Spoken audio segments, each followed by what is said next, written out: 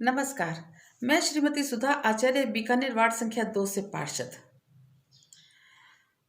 गत 26 जनवरी को भारत के राष्ट्र विरोधी तत्वों ने, असामाजिक तत्वों ने लाल किले पर जो घटनाक्रम किया, उससे मेरा मन बहुत आहत हुआ।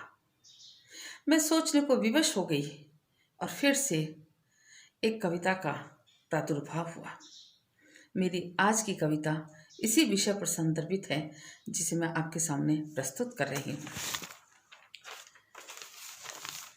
इस राष्ट्र के शत्रुओं, तुमने लाल किले पर अपना ध्वज फहरा दिया। इस राष्ट्र के शत्रुओं, तुमने लाल किले पर अपना ध्वज फहरा दिया। भारत के सैनिकों को खाई में धकेल दिया। तुम सोचते हो तुमने जीत का परचम फहरा दिया? नहीं। तुम सोचते हो कि तुमने जीत का परचम फहरा दिया? नहीं, ये तुम्हारी भूल है। तुमने तो भारतवासियों को अपना असली चेहरा दिखा दिया। तुमने तो भारतवासियों को अपना असली चेहरा दिखा दिया। तुमने राष्ट्रीय पर्व तक अपना आंदोलन खींचा। तुमने राष्ट्रीय पर्व तक अपना आंदोलन खींचा। शाहीन बाग जैसा एक और सपना देखा।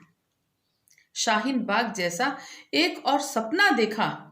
पर मत भूलो, राष्ट्रभक्त के सामने तुम्हारा शीश झुक गया।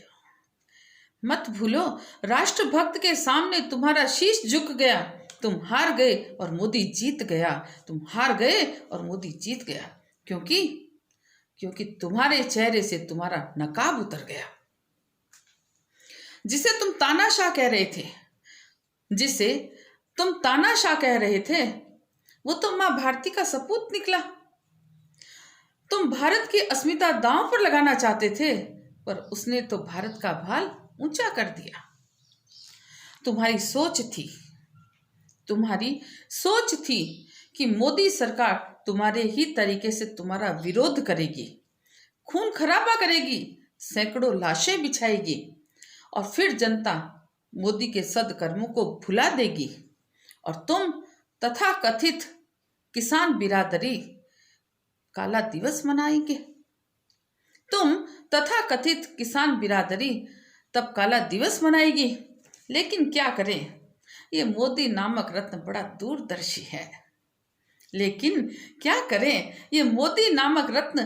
दूरदर्शी है।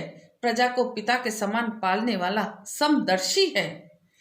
तुम्हारी हर उद्दंडता को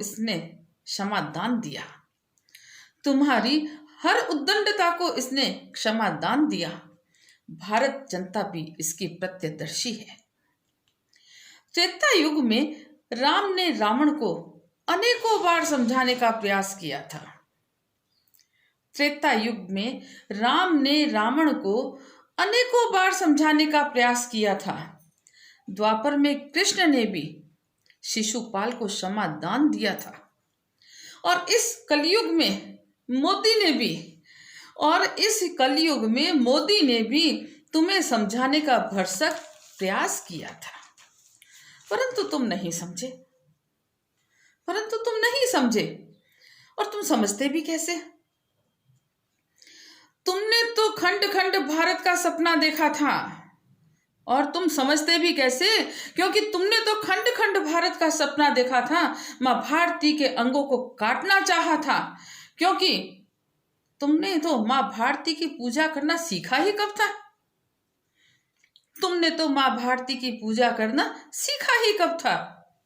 परंतु अब तुम्हारा ट्रैक्टर मार्च समाप्त हो गया। जनता का तुम्हारे पर से विश्वास उठ गया।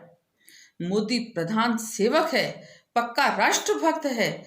भारत की जनता का ये विश्वास और पक्का हो गया।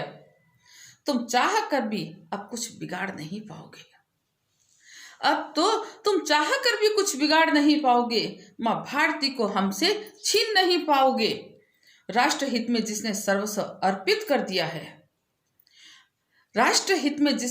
अर्पण कर दिया है, उसके प्रति भारतीयों का विश्वास डिगा नहीं